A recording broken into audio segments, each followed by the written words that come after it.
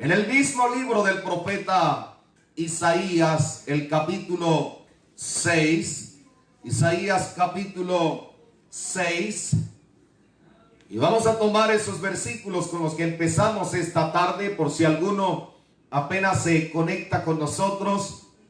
Le invito, Isaías capítulo 6, es la porción de la escritura que estaremos tomando en esta preciosa tarde. Bendito el Señor.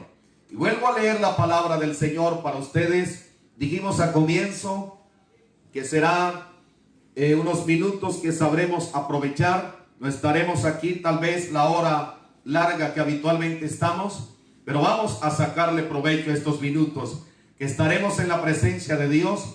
Es una tarde consoladora, direccionadora. Es una tarde de respuestas del Dios eterno para usted. Nos dice entonces el libro del profeta Isaías, repitiendo el texto que tomamos inicialmente y el texto que vamos a estar predicando en esta hora. Isaías capítulo 6 dice: en el año que murió el rey Usías, vi yo al Señor sentado sobre un trono alto y sublime, y sus faldas llenaban el templo. Por encima de él había serafines, cada uno tenía 6 alas, con 2 cubrían sus rostros, con 2 cubrían sus pies, y con 2 volaban. Y el uno al otro daba voces diciendo: Santo, Santo, Santo, Jehová de los ejércitos, toda la tierra está llena de su gloria.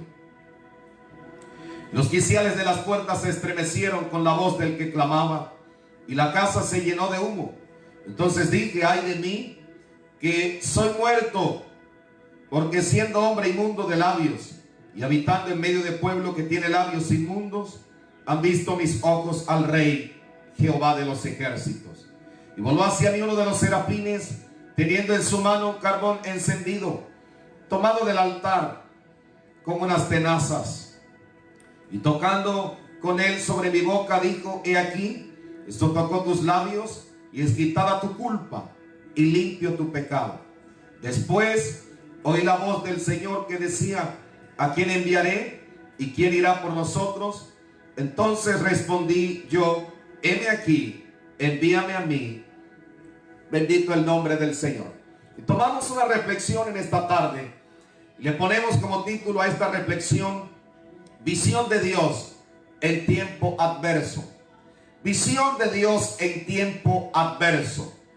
Repito, visión de Dios en tiempo adverso. Escúcheme con buena atención para poder entender lo que ocurre en el libro del profeta Isaías capítulo 6. Es necesario puntualizar por lo menos 3 cosas que son bien importantes, son determinantes para entender lo que ocurre en este capítulo 6 del libro de Isaías. Y la primera cosa que debemos puntualizar, lo primero que debemos resaltar, es que cuando este hombre de Dios, Isaías, tiene esta visión, no está empezando su ministerio. Si observa, le habían pasado 5 capítulos, y en estos 5 capítulos el hombre de Dios, el profeta, había estado teniendo experiencias de oír la voz de Dios. Los 5 capítulos anteriores a este capítulo 6 del libro de Isaías, Dios se había estado revelando al profeta. El hombre de Dios había estado recibiendo palabra y estaba en el ejercicio de su ministerio profético. Pero en el capítulo 6 de su libro tiene una experiencia especial que le era necesaria, porque sin esta experiencia el profeta no hubiera llegado a ser lo que Dios le había destinado para hacer y lo que Dios había determinado que fuera. La segunda cosa importante que debemos resaltar, al hablar de este profeta en esta visión del capítulo 6, es que esta visión Isaías la tiene en un tiempo adverso, en un tiempo difícil. Cuando lees con atención el capítulo 6 del libro de Isaías, la Biblia dice: en el año que murió el rey Usías, dice Isaías, vi yo al Señor sentado sobre un trono alto y sublime. Es claro entonces que la profecía el llamamiento de Dios al profeta en el capítulo 6 fue en un momento adverso, un momento de luto a nivel nacional, un momento de una pausa que al pueblo le causó dolor, que enlutó la nación, y fue un tiempo en el que la desesperanza envolvió las familias de Judá, pues el rey Usías fue profeta del reino de Judá en el sur de las tierras bíblicas. Pero ese año, cuando ellos se consideraban sin rey, el verdadero rey, el Dios eterno y el Rey de Reyes, se reveló al profeta Isaías, se dio a conocer para mostrarles que aunque no tuvieran un rey humano, el Rey eterno siempre estuvo allí con ellos. Siempre estuvo allí con ellos. Y el tercer detalle importante cuando abordamos este capítulo 6 del libro del profeta Isaías, el tercer detalle importante es que Dios se reveló al profeta. Dios se dio a conocer, se manifestó en esta visión en el capítulo 6 con un propósito, y el propósito no era solo darle una experiencia a Isaías, sino transformar toda una nación a través de un profeta. Esto nos muestra entonces que Dios opera, y opera con propósitos no solo individuales. Dios opera con propósitos que tienen que ver con naciones. Dios opera con propósitos que tienen que ver con familias, y su familia en esta tarde es objeto del propósito del Dios eterno. Ahora, esta visión que Isaías tuvo fue una visión que era necesaria, y era necesaria en el tiempo en que ocurre, y fue necesario también que Usías muriera para que el profeta tuviera esta experiencia con Dios. Y cuando digo esto, este asunto se vuelve interesante, porque ¿cómo así que un hombre tenía que morir para que Dios levantara un profeta? Usías aquí es sinónimo de altivez. Usías es sinónimo de arrogancia. Y cuando nosotros vamos a un libro especial de la Biblia, el segundo libro de Crónicas, capítulo 26, versículos 16 al 21, este segundo libro de Crónicas, en su capítulo 26, versículos 16 al 21, nos muestra lo que pasó con el rey Usías. Este rey comenzó a gobernar cuando tenía 16 años. Y cuando comenzó a gobernar siendo un niño, fue un hombre que humilló su corazón delante de Dios. Mientras humilló su corazón delante de Dios, Dios comenzó a levantarlo, a usarlo, le dio un ejército poderoso, lo levantó en extremo, de manera tal que Usías salía a la guerra humillado, dependiente de Dios, y Dios lo respaldaba y acrecentó su ejército y le dio fama. Y cuando alcanzó riquezas, multiplicó sus bienes y engrandeció sus propiedades, entonces el corazón del rey Usías se enalteció. Y dice el segundo libro de Crónicas, el capítulo 26, los versículos 16 al 21, dice así: mas cuando ya era fuerte, segundo libro de Crónicas, capítulo 26, versículos 16 al 21, mas cuando ya era fuerte, su corazón se enalteció para su ruina, porque se rebeló contra el Señor su Dios, y entró en el templo del Señor para quemar incienso en el altar del incienso.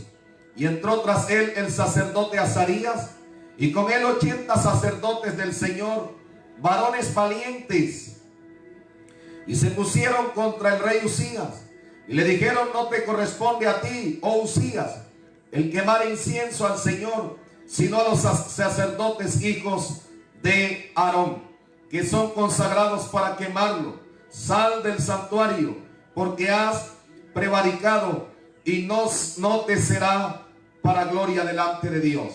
Entonces Usías, teniendo en la mano un incensario para ofrecer incienso, se llenó de ira, y en su ira contra los sacerdotes, la lepra brotó en su frente delante de los sacerdotes de la casa de Dios, junto al altar del incienso.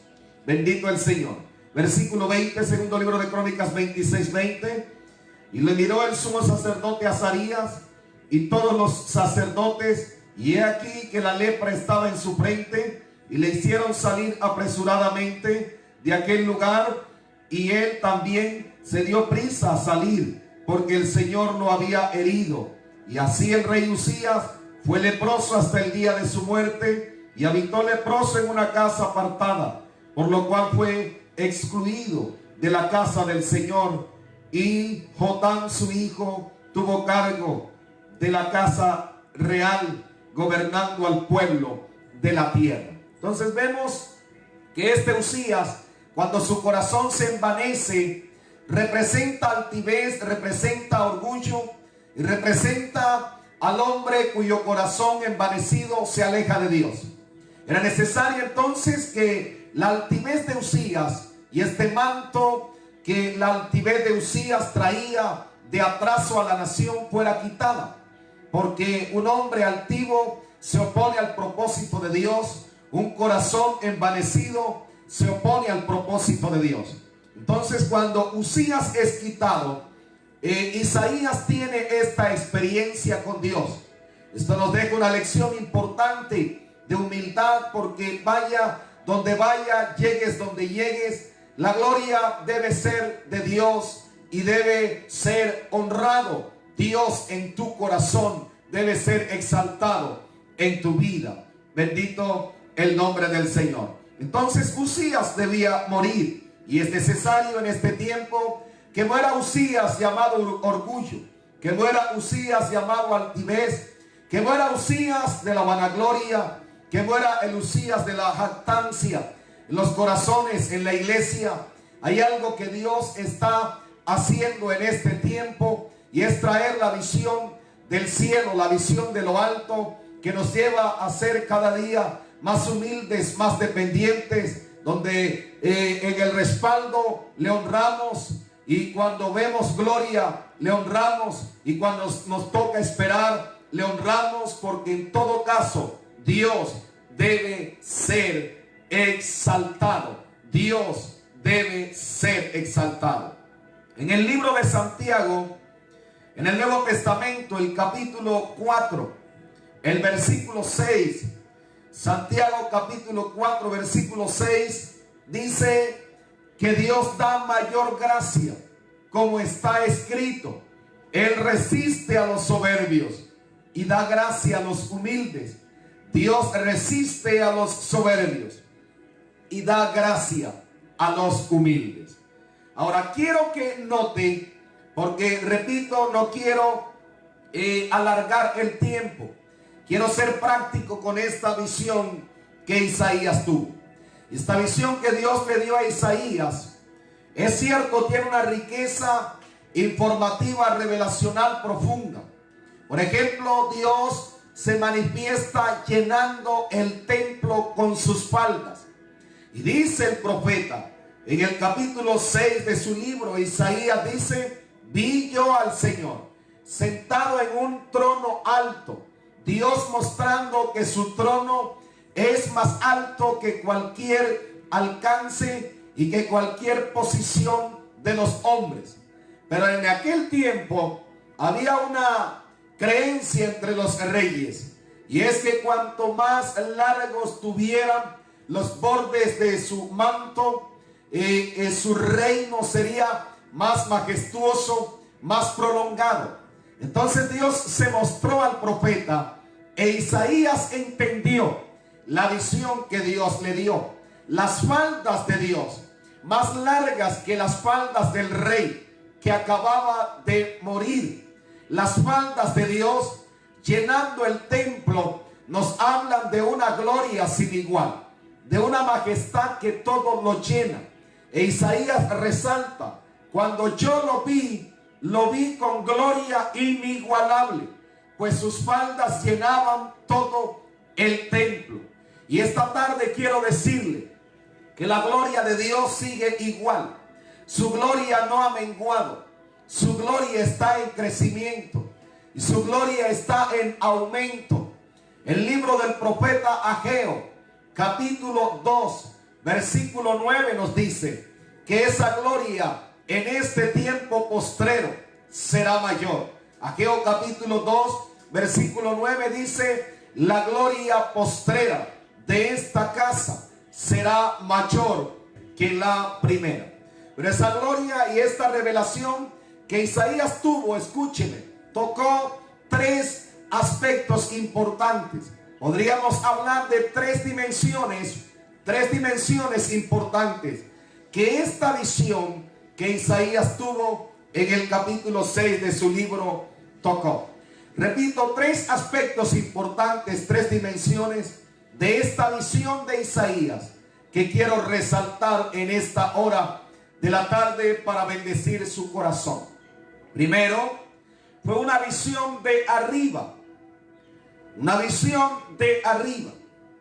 Segundo, fue una visión hacia adentro. Y tercero, fue una visión hacia afuera.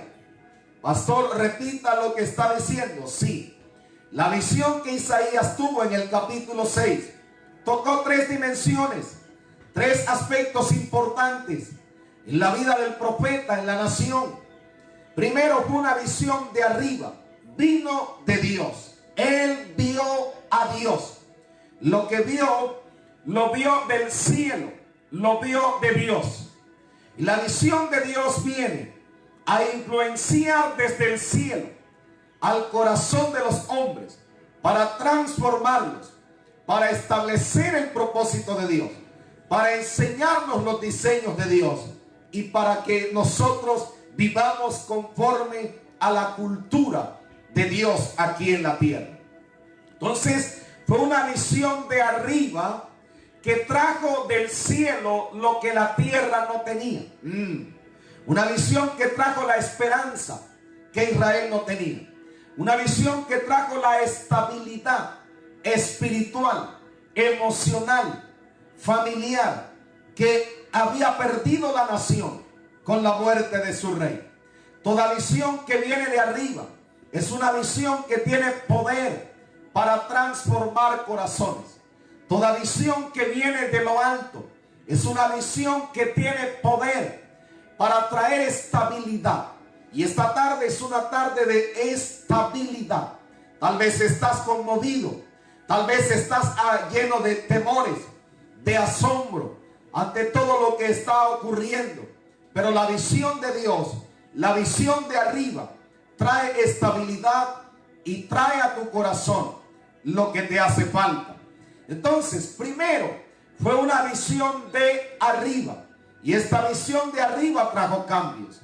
Me llama la atención que hay otro versículo en el libro del profeta Ezequiel, capítulo 1, versículo 1, donde Ezequiel también habla de visiones de Dios. Ezequiel capítulo 1, versículo 1, dice el profeta Ezequiel: aconteció en el año 30, en el mes cuarto, a los 5 días del mes, que estando yo en medio de los cautivos, vi visiones de Dios. Y Ezequiel también dice que la visión que tuvo allí en el capítulo 1, versículo 1 de su libro, fue de Dios.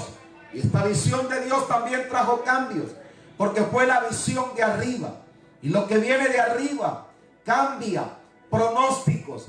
Lo que viene de arriba está contra cualquier adversidad, contra cualquier pronóstico o diagnóstico humano. Dios te está hablando esta tarde. Su visión cambiará las cosas. Pero en segundo lugar, la visión de Isaías, que era de arriba, lo llevó a mirar hacia adentro. Es la segunda dimensión que la visión de Dios le dio al profeta. Lo llevó a mirarse a sí mismo. Permítame usar un término psicológico para lo que ocurrió con el profeta. Y este término se llama introspección. Introspección es mirar hacia adentro, mirarnos a nosotros mismos. ¿Qué fue lo que ocurrió con Isaías cuando Dios se le reveló? Lo siguiente fue que él dijo: ay de mí, ay de mí. Y quiero invitarle a un detalle muy importante a usted que es detallista con la palabra. Y es que antes del capítulo 6, Isaías estuvo haciendo lamento por la tierra. Antes del capítulo 6, el profeta estuvo haciendo lamento por los injustos, por los gobernantes falsos. Y decía, ay de aquellos, ay de aquel, Isaías capítulo 5, versículo 20. Ay de aquel que a lo bueno llama malo, a lo amargo llama dulce, y a lo dulce amargo. Pero en el capítulo 6, cuando tiene la visión de arriba, ahora el siguiente paso es que el profeta se mira a sí mismo y hace una introspección. Se siente miserable, se siente en una condición humana deplorada y dice, ay de mí, que soy muerto, porque siendo hombre inmundo de labios y habitando en medio de pueblo que tiene labios inmundos, han visto mis ojos al Rey Jehová de los ejércitos. Señores, es necesario que esto ocurra. La visión de Dios, aunque venga en tiempos adversos, viene a llevarnos a un reconocimiento de nuestra condición. No, voy a repetir eso. La visión de Dios, aunque venga en tiempos adversos, viene a llevarnos a un reconocimiento de nuestra condición. Cuando el profeta dice, ay de mí, cuando la visión de arriba lo pone en la realidad del panorama, dependiente de Dios. Aquí todos dependemos de Dios. Somos sencillamente mortales dependientes de su gracia. Y es lo que ocurre con el profeta. Es lo que Dios está haciendo en este tiempo con la iglesia. Es lo que el Señor está haciendo con hombres, mujeres de Dios. Nos está llevando a un nivel de sensibilidad y de reconocimiento de que aquí las plataformas realmente no valen. El único que merece gloria, honra y honor es el Dios eterno. En el Nuevo Testamento también hay referencias acerca de lo que estoy diciendo. Por ejemplo, cuando Pablo se miraba a sí mismo, Pablo haciendo esta introspección, mirando hacia adentro, Pablo se consideró miserable. Y dice Pablo en la carta a los Romanos, Romanos capítulo 7, versículos 23 y 24. Me encantan estos versículos porque nos muestran una faceta de Pablo de una dependencia absoluta de Dios, en reconocimiento de su condición humana, sus limitaciones, sus debilidades. Entonces dice el apóstol Pablo a los romanos en el capítulo 7, que es el capítulo donde Pablo habla del pecado que mora en el hombre natural. Romanos capítulo 7, versículos 23 y 24. El apóstol Pablo dice, pero veo otra ley en mis miembros. Romanos capítulo 7, versículos 23 y 24.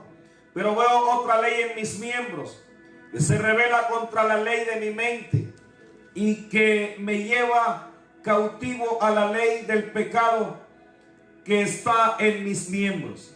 Versículo 24, Romanos capítulo 7, versículo 24. El apóstol Pablo termina diciendo, miserable de mí, miserable de mí, ¿quién me librará de este cuerpo de muerte? Y el versículo 25 dice, gracias doy a Dios por Jesucristo, Señor nuestro. Así que yo mismo con la mente sirvo a la ley de Dios, mas con la carne a la ley del pecado. Era un conflicto el que tenía el apóstol. Pero cuando esto pasa, esto nos lleva a nosotros a mayor dependencia. Nos lleva a nosotros, señores, a considerar de que todos realmente necesitamos pasar por estos tiempos. Y a Isaías le tocó el reconocimiento, le tocó reconocer que en su corazón había una intensa necesidad de Dios. Esta tarde Dios está visitando hogares, está visitando corazones, está visitando ministros, está visitando tu casa, porque hoy en la visión de Dios estás haciendo una introspección. mirando hacia adentro. Es necesario, porque cuando hay introspección, reconozco en qué he fallado, reconozco las áreas en las cuales he mostrado fragilidad, debilidad, y Dios entonces vendrá a fortalecer esas áreas. Entonces la visión de Dios a Isaías en 3 dimensiones. Primero, una visión de arriba. Segundo, una visión hacia adentro. Y tercero, una visión hacia afuera. Pero antes de tocar la visión hacia afuera, déjeme mostrarle lo que ocurrió con Isaías cuando él miró hacia adentro, a su corazón, a las necesidades y al conflicto interno que estaba manejando el profeta. La Biblia menciona aquí, en el capítulo 6 del libro de Isaías, nos menciona cómo Dios descubrió el corazón del profeta. Y la pregunta es, ¿está usted dispuesto a descubrir su corazón delante de Dios? ¿Estamos lo suficientemente sensibles al espíritu y al propósito y a la voluntad de Dios en este tiempo como para descubrir o permitir que Dios descubra nuestro corazón? Porque en Isaías capítulo 6 el corazón del profeta se descubrió.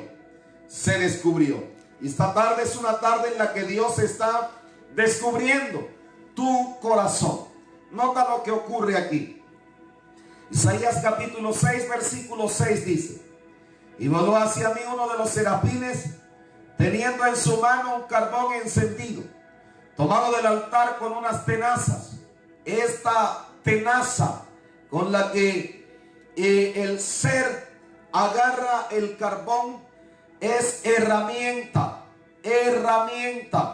Dios siempre usará sus herramientas divinas y eternas para hacer una obra en ti. Y voló hacia mí uno de los serafines con un carbón encendido, tomado del altar con unas tenazas, herramientas. Deja que el Padre use sus herramientas. Las herramientas de Dios son efectivas para sanar el corazón, para quitar resentimientos, para arrancar rechazos, para romper ligaduras, para deshacer ataduras, para quebrantar maldiciones generacionales. Ah, bendito Dios, bendito Dios. Pero luego dice el versículo 7, Isaías capítulo 6, versículo 7: y tocando con él sobre mi boca, dijo: y aquí esto tocó tus labios, y es quitada tu culpa y limpio tu pecado. Nota que Dios, a través de este ser llamado el serafín, mencionó 3 cosas muy personales del profeta. Los labios, porque el profeta dijo: yo soy hombre inmundo de labios. Entonces Dios mandó tocar sus labios para purificar su boca. Iglesia, Dios está purificando tus dichos. Un tiempo en el que la purificación de nuestro léxico nos llevará a honrar a Dios. Porque muchos hablan bonito, pero lo bonito que hablan no es lo que Dios desea que hable. Entonces, si esta tarde Dios está también tocando tus labios, para que tus labios, tu boca honre al Señor. Así que primero, sus labios fueron tocados para purificarlos y que el dicho del profeta se convirtiera en el dicho de Dios. Era necesario pasar por la purificación de su boca. Pero en segundo lugar, la Biblia dice que le fue quitada la culpa. Y descubrimos entonces que había un sentimiento de culpabilidad en el profeta. La culpa, señores, la culpa al corazón humano viene por una de 3 razones. Repito, culpa viene a tu corazón por una de 3 razones. Número 1, por conciencia humana de que hiciste mal. Repito, número 1, la culpa viene al corazón por una de 3 razones. Número 1, por conciencia humana de que hiciste mal. Cuando sabes que te equivocaste, que fallaste, la conciencia se vuelve el timbre del Espíritu de Dios en ti. El Espíritu Santo siempre estará tocando el timbre de tu conciencia para recordarte que estuvo mal, que no debiste hacerlo, y esto genera culpa. Segundo, la culpa viene cuando hay asuntos que no se han arreglado y Satanás se convierte en acusador. Repito, el segundo motivo por el cual la culpabilidad te agobia es cuando hay asuntos que no se han legalizado, no se han confesado, no se han arreglado delante de Dios, y el enemigo viene a acusar, a acusar, a acusar. Y tercero, la culpa viene cuando Dios te ha perdonado, pero a ti te cuesta aceptar el perdón. Y este tercer aspecto es importante, porque hay ocasiones en las que usted confesó, se arrepintió, se apartó, pero le cuesta aceptar que Dios perdonó y que Dios ya ha pasado por alto esto. ¿Qué pasaba con el profeta? Era un asunto que debía entrar en la presencia de Dios para solucionarlo. Pero aquí se resalta que fue tocado sus labios, que fue quitada su culpa, y en tercer lugar, que fue limpio su pecado. Sabemos, no quiero ahondar en este tercer aspecto del pecado, que se convierte en un estorbo y en un impedimento para la comunión con el Padre. Pero esta tarde Dios está hablando a nuestro corazón. Es tiempo de purificar, es tiempo de limpiar. Pero vamos entonces al tercer aspecto de la visión. Dijimos que una visión en tres dimensiones: de arriba, hacia adentro y hacia afuera. Una visión al profeta en tres dimensiones. Tres áreas tocó esa visión: una visión de arriba, una visión hacia adentro y ahora una visión hacia afuera. Cuando Dios obró en el corazón del profeta, ahora lo pone a mirar hacia afuera. Y entonces Dios dice: ¿a quién enviaré y quién irá por nosotros? Señores, la visión de Dios no es egoísta, no nos pone a pensar solo en nosotros. La visión de Dios nos hace mirar hacia afuera. Una de las cargas que Dios ha puesto en mi corazón es bendecir la tierra donde estamos, y bendecirla orando, bendecirla declarando palabra. Ustedes no imaginan lo difícil que es para mí, y no sé cómo hay hijos de Dios que sí lo hacen, que se vuelven egoístas en declarar la gracia y el amor de Dios. Pero el día que yo no hablo a alguien del amor de Dios, estoy mal. Y el día que no declaro las maravillas de Dios, me siento egoísta. Entonces Dios dice luego al profeta: ¿a quién enviaré y quién irá por nosotros? Lo hace mirar hacia afuera, lo hace pensar en la necesidad de otros, lo hace pensar en una cosecha entre los judíos que vendría a través de su ministerio, del ministerio del profeta Isaías. Me llama la atención que también en el libro del profeta Jeremías, el capítulo 29, Dios nos llama agentes de paz. Y Dios dice que los hijos de Dios deben orar por la tierra donde están. Jeremías capítulo 29. Jeremías capítulo 29. Dice así. Jeremías capítulo 29, versículo 4 dice. Jeremías 29, 4. Dios llamó a los cautivos de Babilonia agentes de paz. Les mandó orar por la paz de la ciudad donde los hizo transportar, diciéndoles: porque en su paz tendréis vosotros paz. Entonces dice Jeremías capítulo 29, versículo 4: así ha dicho el Señor, Dios de Israel, a todos los de la cautividad que hice transportar de Jerusalén a Babilonia: edificad casas, y habitarlas, y plantad huertos, y comed del fruto de ellos. Casaos y engendrad hijos e hijas. Dad mujeres a vuestros hijos, y dad maridos a vuestras hijas, para que tengáis hijos e hijas, y multiplicaos allí, y no os disminuyáis. Versículo 7, Jeremías 29:7.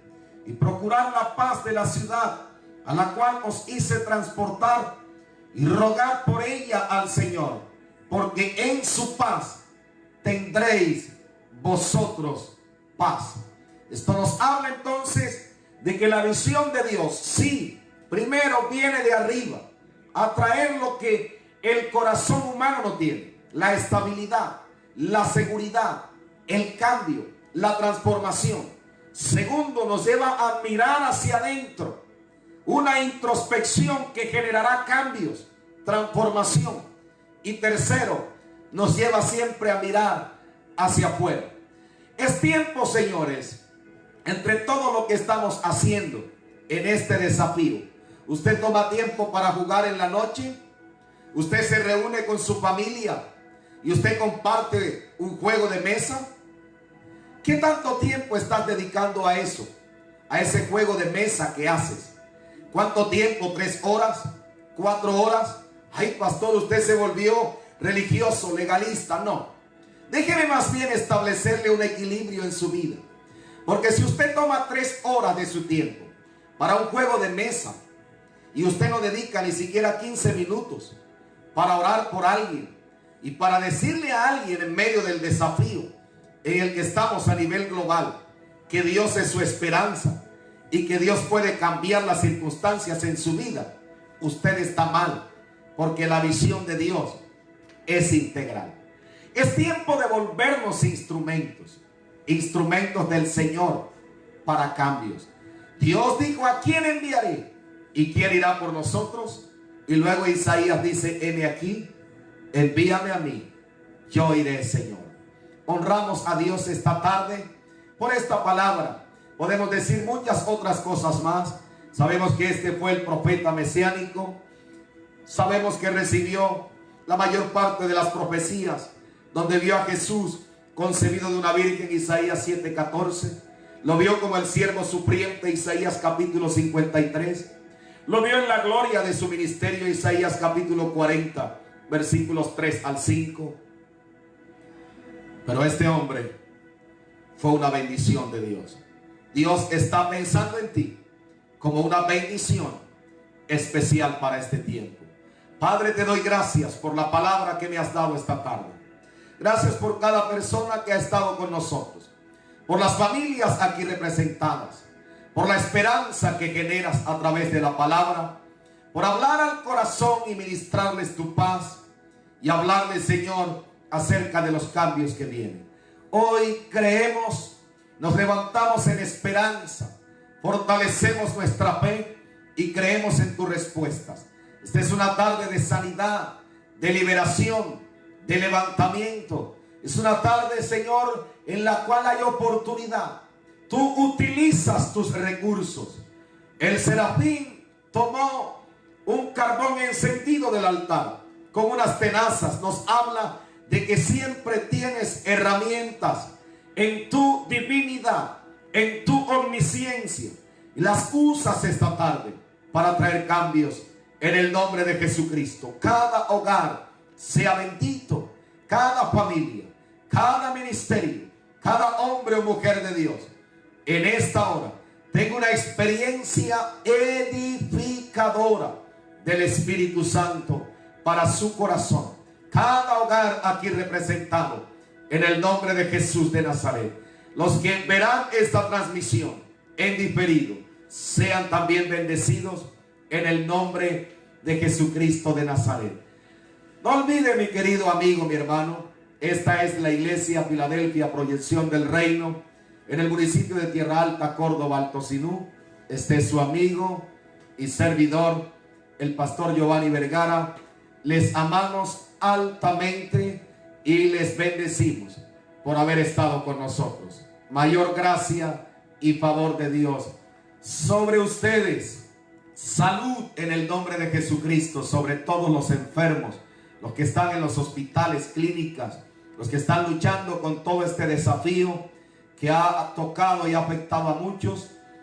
En el nombre de Jesucristo declaramos la mano sanadora de Dios haciendo proezas. Les bendigo en el amor de Jesucristo. Bendiciones para todos.